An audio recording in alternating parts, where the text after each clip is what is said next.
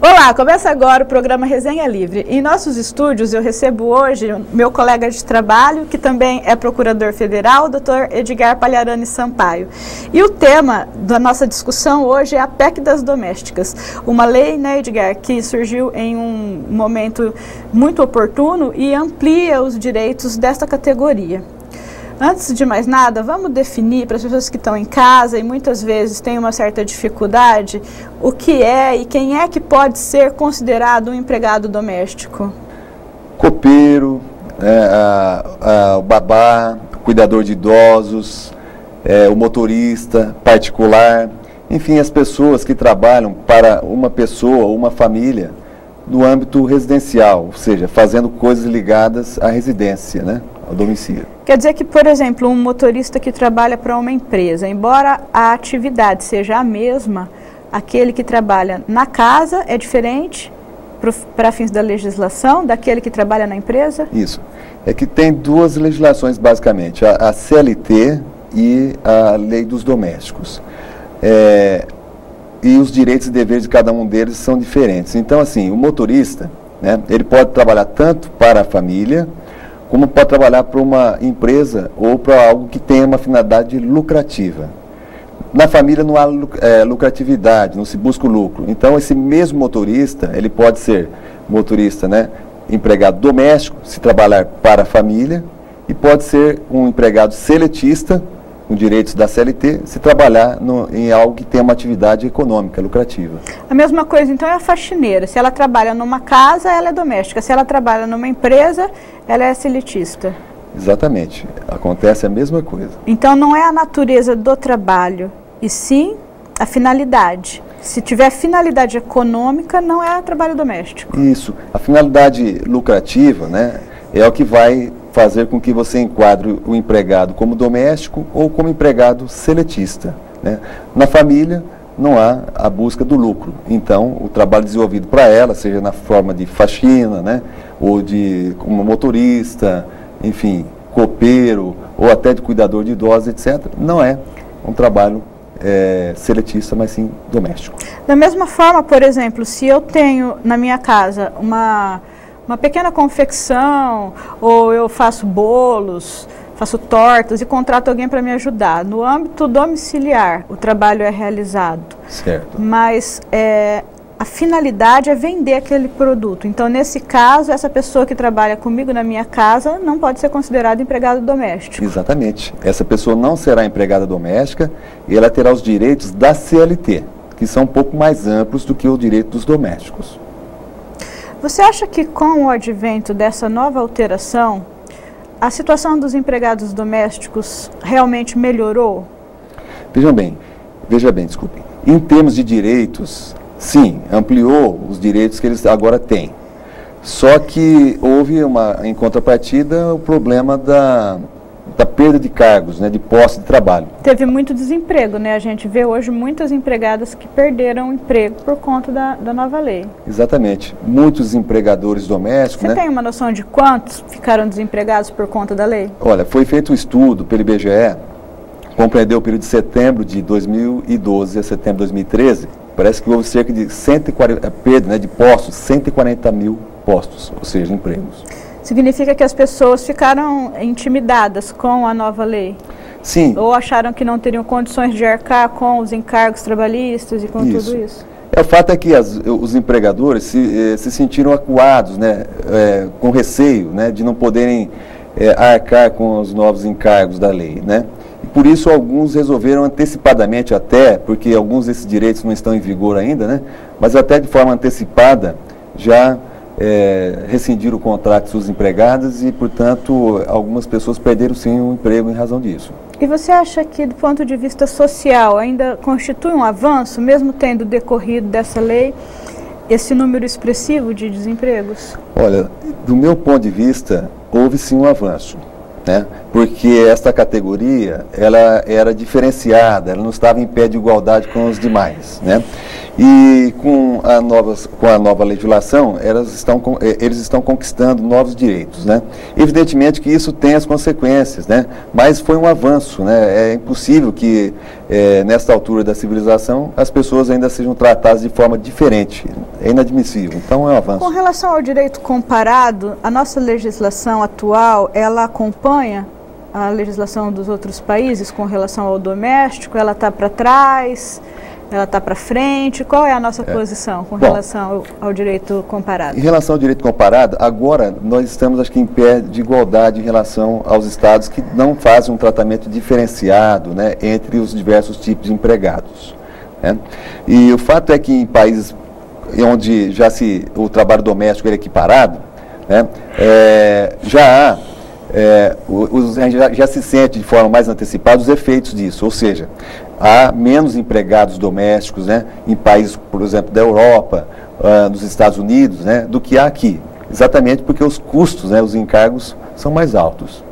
E você acha que é uma tendência também aqui? Porque eu estou vendo hoje, muitas pessoas já comem fora, levam a roupa na lavanderia, a gente vê que o número de lavanderias tem aumentado bastante, até em cidades menores, como Votuporanga, hoje a gente tem diversas lavanderias e a gente vê as pessoas comendo muito fora e cada vez parece que vai ter menos espaço para a empregada doméstica dessa que fica, né, a mensalista. E em casa sempre vai alguma ex-empregada procurar ver se eu não quero pegar de volta, porque elas dizem que não tem mais um emprego por mês, que todo mundo está optando por fazer só a faxina e essa coisa toda. E você acha que isso é reversível ou que a categoria da empregada doméstica mensalista é uma profissão que está caminhando para a extinção? Olha, a tendência, né, é que não caminhe para a extinção, mas talvez para a diminuição, né, da quantidade de pessoas que vão se manter dentro dessa categoria. Porque parece-me que cada vez mais há uma tendência de que os empregadores ou ex-empregadores domésticos mudem a forma de contratação para contratar pessoas autônomas, pessoas que vão lá 1 ou 2 vezes por semana para fazer parte do serviço, né? Que acaba saindo bem mais barato. Teoricamente sai mais barato, porque a pessoa vai pagar apenas a diária, né, o dia de serviço e, enfim, só que possivelmente essa mesma pessoa vai ter que assumir alguns serviços que antes eram feitos por essas empregadas, né? Quantos % a gente pode atribuir para os encargos? Certo.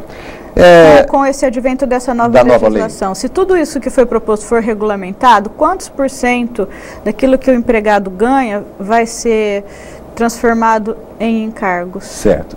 Veja bem, a lei está sendo elaborada ainda, né? Então ela está na fase de projeto, né? Mas já se pode antever mais ou menos o que vai sair nesta lei, se nada mudar, tá?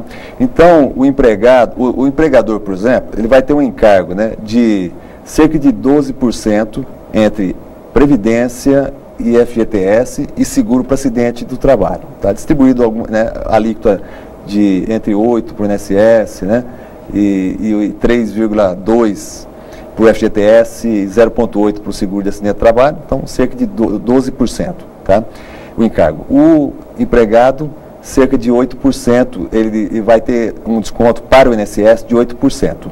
Então, para o empregador, na verdade, não houve uma grande mudança em termos de encargo. Quanto que é agora?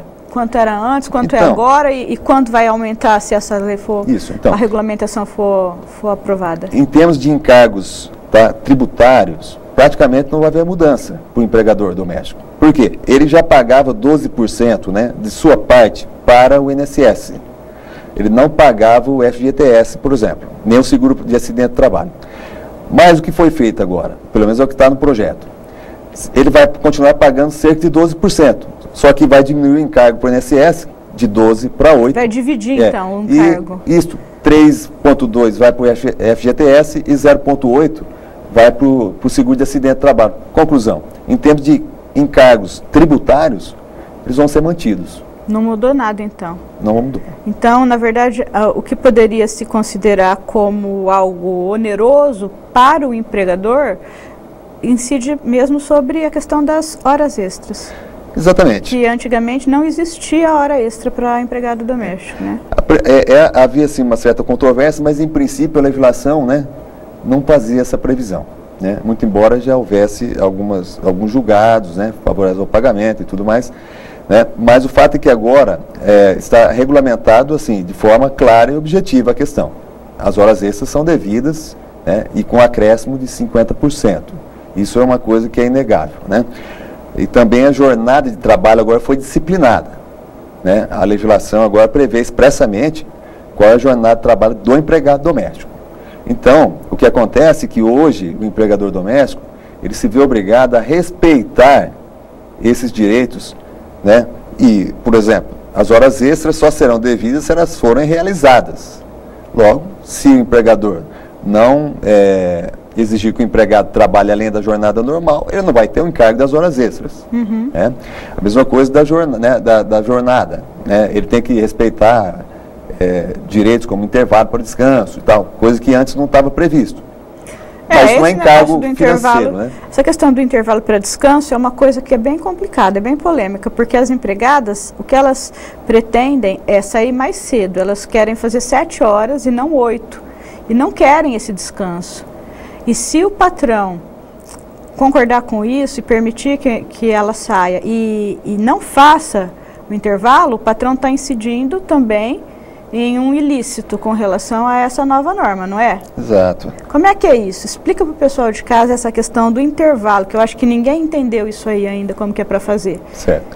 Na verdade, o que houve, né, é o que está sendo posto, né, já na nova legislação e também no projeto de lei que está em andamento, né, porque existem 2 normas aí básicas a respeito dessa mudança, transformação. Uma delas é uma mudança que já foi feita na Constituição, né, e uma outra é um projeto de lei que está em andamento ainda para acabar de regulamentar esses novos direitos dos domésticos, né. O intervalo para o descanso, né, consiste, para descanso, para refeição e descanso, ele consiste em permitir que o empregado possa ter um intervalo para fazer essas 2 coisas. Então, vai de 1 até 2 horas esse intervalo.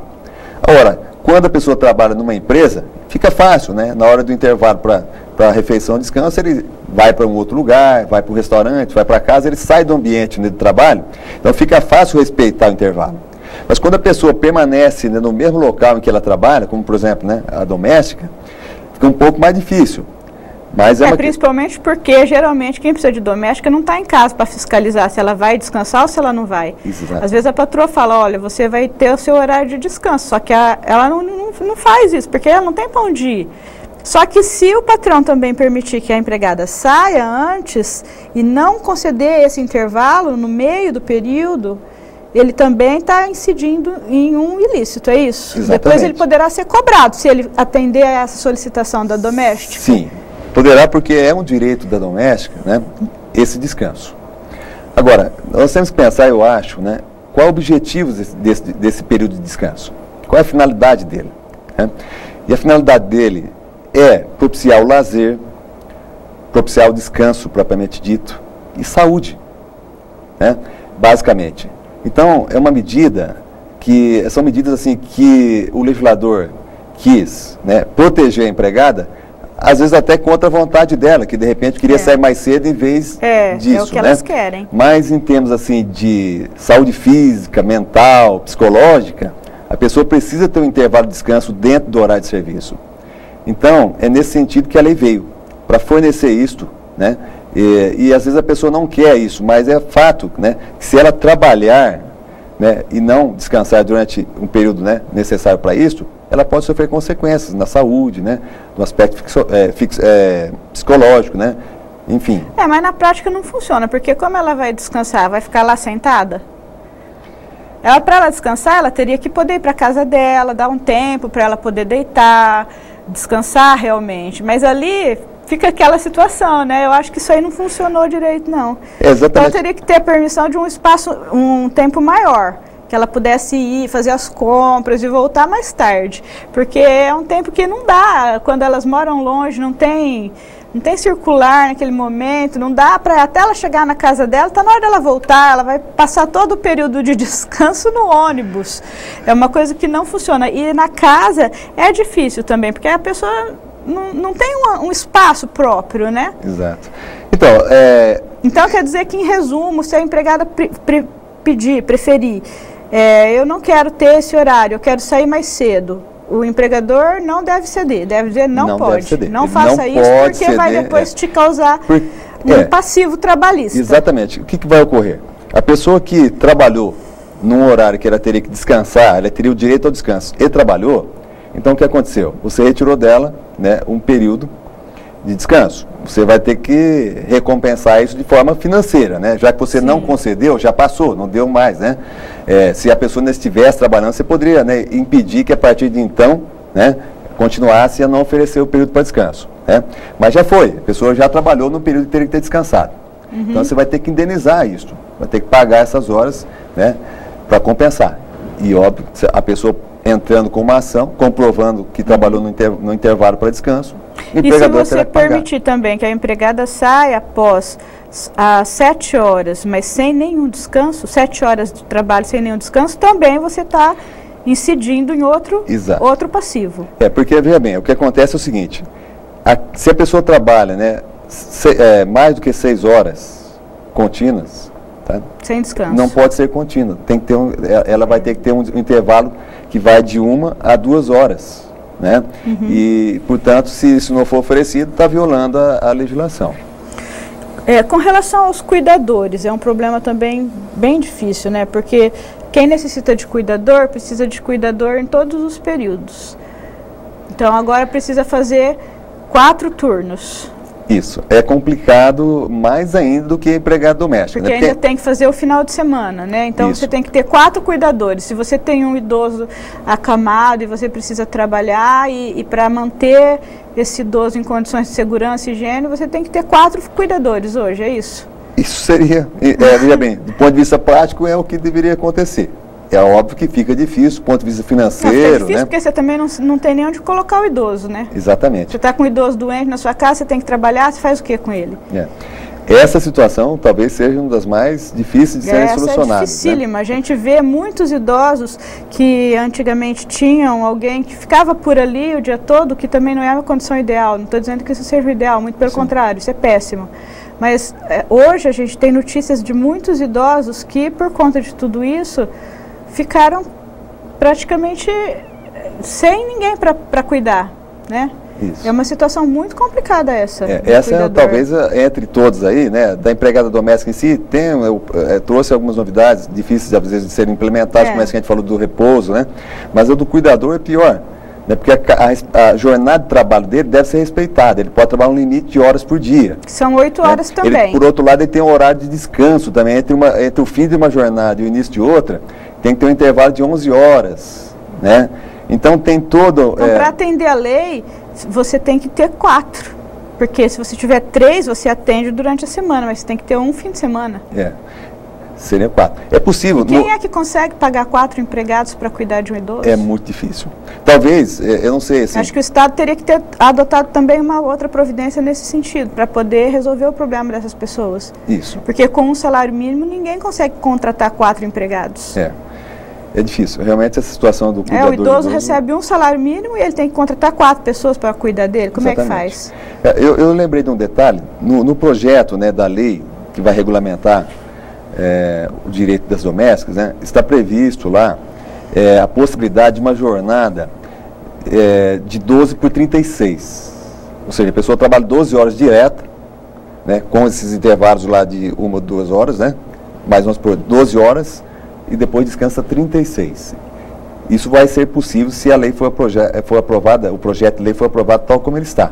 Mas, de qualquer forma, não resolve o problema totalmente. Por quê?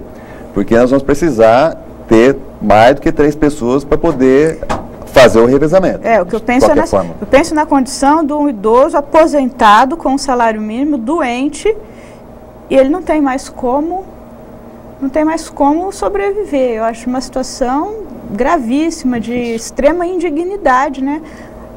A que eles estão sujeitos. Não que o cuidador seja quem deve pagar o pato por todo esse problema, mas acho que é uma coisa que está posta aí para a sociedade reivindicar, porque para as crianças existem as creches, para os idosos também existem algumas coisas, né? Algumas prefeituras mais preocupadas permitem, existem, já têm implantado, mas de um modo geral não é o que a gente vê por esse Brasil afora, né? Exato, não há algo ainda pronto para resolver esse problema, mas eu acredito que isso, né, como é um problema, né, real, concreto, ele vai ter que ser solucionado.